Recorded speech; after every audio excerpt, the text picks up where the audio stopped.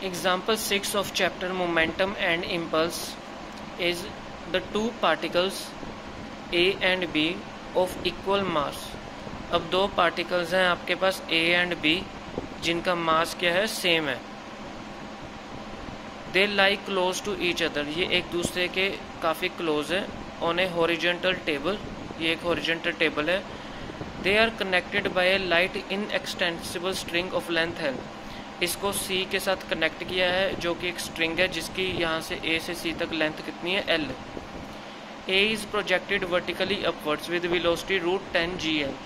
जो A है आपके पास वो वर्टिकली अपवर्ड की तरफ जा रहा है जिसकी वेलोसिटी क्या है, √10 GL.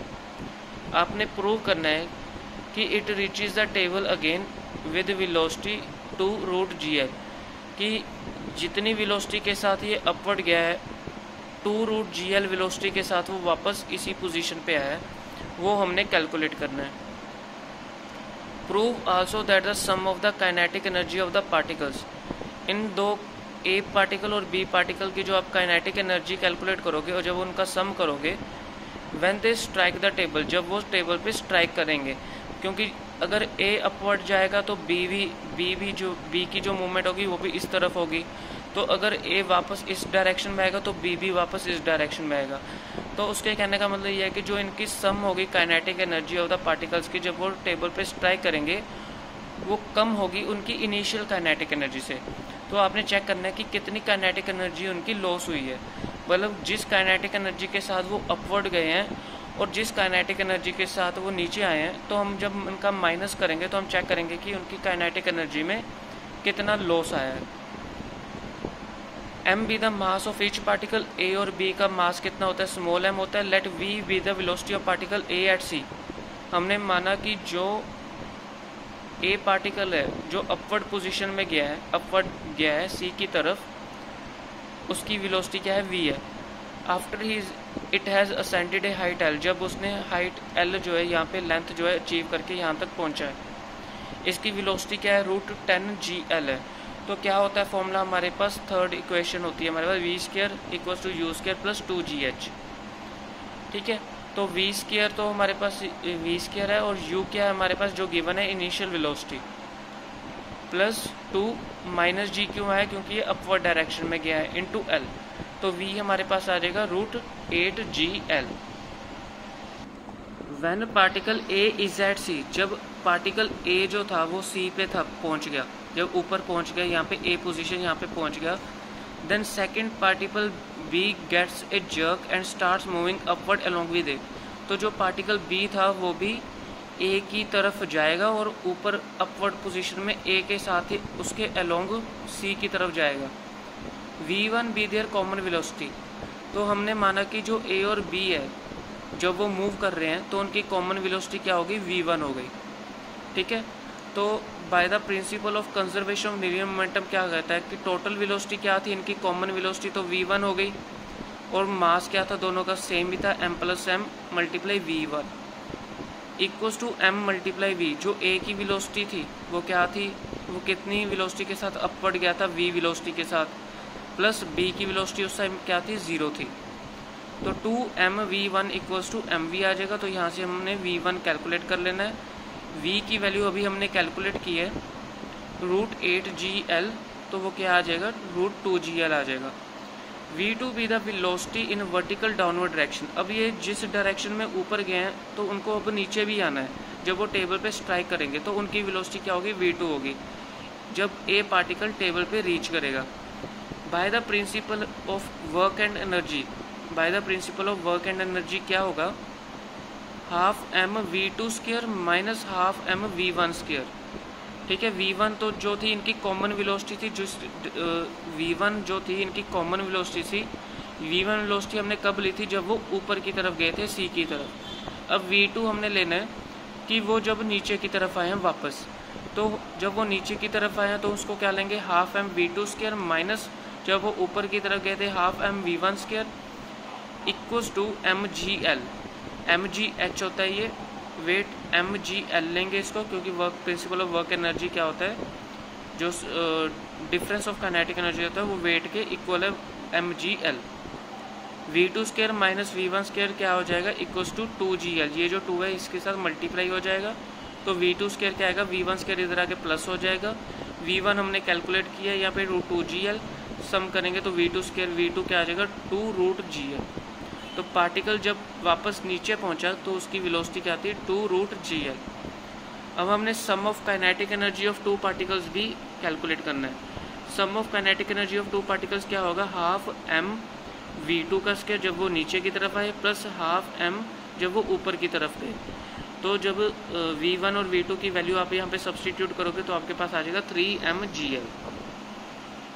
Initially kinetic energy of the system, kinetic energy of the particle क्या होता है, हाफ m v स्क्वायर, ये आपको गिवन है जिस वेलोसिटी के साथ a ऊपर की तरफ गया था 5mgl। तो हमने क्वेश्चन में गिवन है कि जो सम ऑफ काइनेटिक एनर्जी है वो लेस है, ठीक है, जो वो ऊपर गया था। Sum of kinetic energy of the 2 particles that will be less than the kinetic energy of the particle reaches at point C। तो लॉस ऑफ काइनेटिक एनर्जी क्या करेंगे, 5mgl को माइनस करेंगे 3mgl में से, तो इतनी काइनेटिक एनर्जी जो है वो लॉस हुई है। A bullet of mass m is fired with speed u at a body of mass m which is descending in the same line। Bullet का मास m दिया हुआ है और उसकी वेलोसिटी दी हुई है u, और जिसके साथ वो स्ट्राइक किया है उसका मास दिया हुआ है कैपिटल M, ठीक है, which is receding at the same with the speed v, उसकी स्पीड है capital V। The bullet perforates the body and emerges with speed v in the same line in which it is fired। The bullet perforates the body and emerges with the speed v in the same line in which it is fired, show that the subsequent speed of the body। Let the body of mass m retain a speed v1 after the bullet perforates it। अब एक bullet जो है fire हुई है इस speed के साथ u के साथ मास m पे, जिसकी इन द सेम लाइन जिसकी वेलोसिटी क्या है v, ठीक है। The bullet perforates the body, जब बुलेट यहाँ पे स्ट्राइक हुई तो उसने इस बॉडी में कुछ मूवमेंट हुई एंड उसकी स्पीड क्या हो गई, v हो गई। जब यहाँ पे स्ट्राइक हुआ तो उसकी स्पीड क्या हो गई, v हो गई। In which it is fired, show that the speed of the body is this. Let the body of mass m retain a speed v1 after the bullet perforates it. तो हम क्या लेंगे, conservation of linear momentum, m multiply u plus m multiply v equals to, जो इसकी speed थी वो v हो गई और इसकी स्पीड क्या हो गई, v1 हो गई, ठीक है। mu plus mv equals to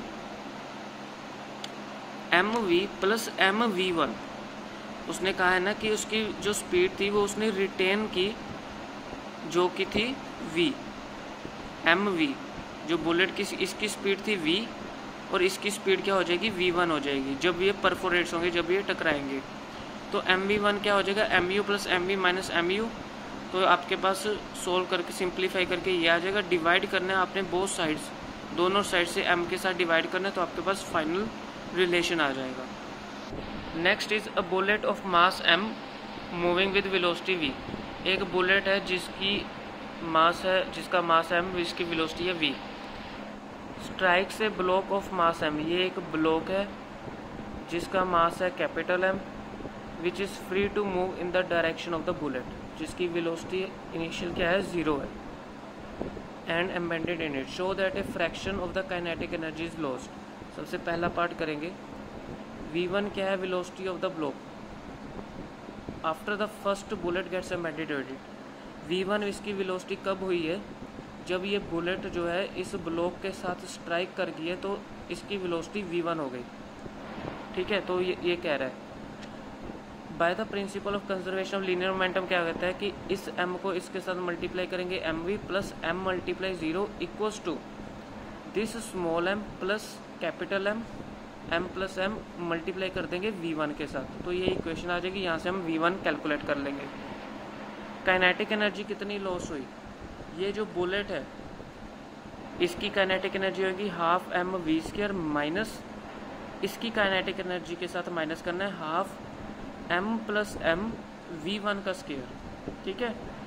तो v1 की वैल्यू जो हमने यहाँ पे कैलकुलेट किया उसको यहाँ सब्सटीट्यूट कर देंगे तो हमारे पास ये आ जाएगा fraction of original kinetic energy क्या होगी, कितनी काइनेटिक एनर्जी लॉस हुई, इसको डिवाइड करेंगे हाफ एम वी स्क्वायर के साथ, तो आपके पास आ जाएगा m by M plus m, इतनी फ्रैक्शन आ गई। ये फर्स्ट पार्ट जो है सोल्व हो चुका है। If the block is afterward struck by another equal bullet, ये जो ब्लॉक है इसके साथ एक और बुलेट लगी है, moving in the same direction with the same velocity, मतलब इसी डायरेक्शन में जा रहा था और इसी डायरेक्शन में एक और बुलेट जो है यहाँ पे लगी है। उसके बाद फर्दर लॉस हुआ है काइनेटिक एनर्जी का, वो कितना हुआ है वो इन्होंने ये करके बताया। अब हम कहते हैं कि जो v2 with the velocity of the block when the second bullet, पहली बुलेट तो लगी हुई है यहाँ पे जिसकी काइनेटिक एनर्जी हम ऑलरेडी कैलकुलेट कर चुके हैं, जिसकी वेलोसिटी थी v1। अब एक और बुलेट इसके साथ एम्बेडेड हो गई तो उसकी वेलोसिटी फिर होगी v2 ब्लॉक की। When the second bullet embedded, principal of conservation momentum क्या आएगा यहाँ पे, पहले फर्स्ट जो बुलेट थी उसका जो मास था m, उसकी वेलोसिटी थी v, ठीक है।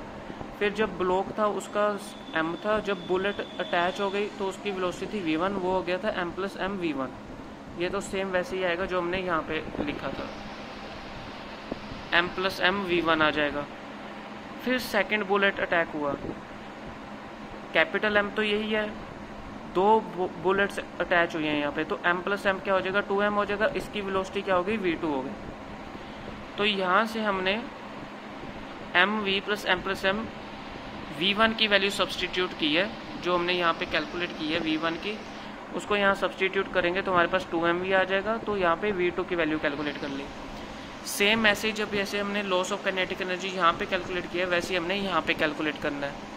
New loss of kinetic energy क्या आएगा, जो हाफ एम वी स्क्वायर है जो फर्स्ट बुलेट थी, प्लस अब इसकी काइनेटिक एनर्जी भी आएगी, एक बुलेट है, बुलेट का मास और ब्लॉक का मास m प्लस एम, इसकी वेलोसिटी उस टाइम क्या थी v1 थी, v1 स्क्वायर इसका माइनस करेंगे इसका half m plus 2m v2 square, इसमें से माइनस करेंगे v1 और v2 की वैल्यू आपने सब्सटीट्यूट करनी है, v2 की वैल्यू यहाँ सब्सटीट्यूट करनी है और v1 की वैल्यू यहाँ पे सब्सटीट्यूट करनी है, तो आपके पास आंसर आ जाएगा।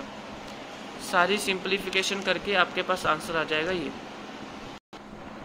अ bullet of mass m kilogram is fired into a fixed target जिसका मास है m kilogram and penetrates through a distance a metre. एक बुलेट है जिसका मास है स्मॉल m, वो फायर हुआ है एक फिक्स्ड टारगेट पे जिसका मास है कैपिटल M। जब ये फायर हुआ यहाँ पे, जब ये फायर हो गया तो ये पेनिट्रेट हो गया ब्लॉक, इसका ये कितने, इसकी मूवमेंट कितने डिस्टेंस तक हुई, इसकी मूवमेंट यहाँ पे a डिस्टेंस तक हुई। जब ये फायर्ड हुआ तो ये ब्लॉक यहाँ पे आ गया। If the target was free to move, अगर ये पहली कंडीशन क्या है कि ये फिक्स था टारगेट, दूसरी कंडीशन है कि ये फ्री टू मूव है, मतलब ये मूव कर रहा है। शो करना है आपने डिस्टेंस पेनिट्रेट भी, कितना डिस्टेंस पेनिट्रेट हुआ, अगर ये फ्री टू मूव है तो आपने डिस्टेंस कैलकुलेट करना है ये। And the kinetic energy lost, कितनी काइनेटिक एनर्जी लॉस्ट हुई, इतनी ऑफ द इनिशियल डिस्टेंस। तो आपके पास दो कंडीशन है, एक तो टारगेट फिक्स्ड होगा, दूसरा टारगेट फ्री टू मूव होगा। अगर टारगेट फिक्स्ड है, R Newton be the resistance offered by the target, जब बुलेट यहाँ पे फायर होगी तो ये जो ब्लॉक है ये कोई रेजिस्टेंस भी तो लगाएगा इस बुलेट के ऊपर कि अब फ्री मूव ना हो पाए, क्यों, ठीक है, तो वो रेजिस्टेंस लगाएगा। एंड v मीटर पर second B the velocity which bullet is fired, इसकी वेलोसिटी v थी, इस वेलोसिटी के साथ ये फायर हुआ है। Work done against the force of resistance, work done किसने लगाया, इस ब्लॉक ने, against the force of resistance equals to कितनी, किसके इक्वल होगा, चेंज इन काइनेटिक एनर्जी के।